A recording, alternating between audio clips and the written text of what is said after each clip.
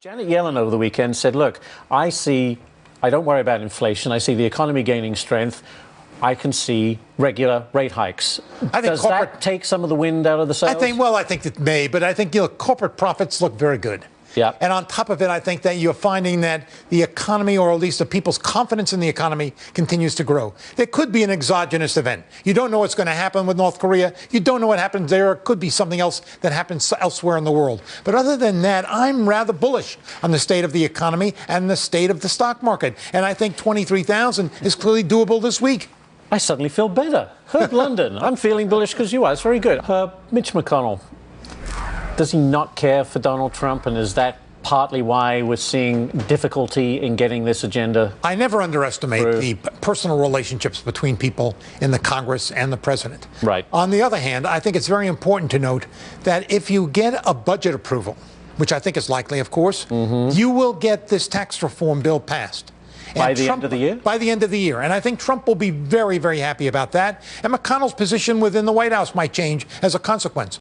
I think health care, that's over the horizon. Yeah. That's not going to happen immediately. But I do think you're going to see some tax reform. Let's get to the next topic. President Trump taking executive action to unravel Obamacare.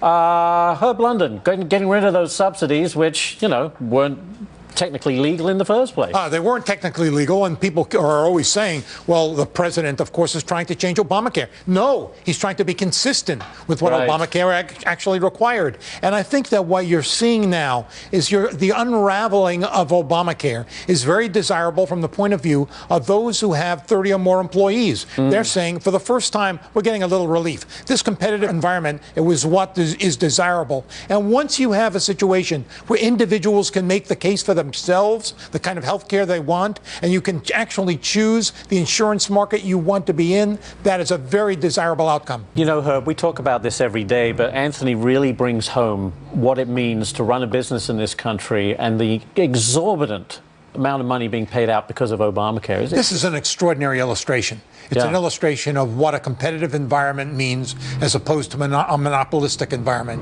I think that what Anthony is doing is obviously quite right. This kind of professional organization provides an option that did not exist before. This executive order on the part of the president is a very important step forward. I don't think it is dispositive in the sense that it deals with all of the health issues in the United States, but it's a very important step in the right direction.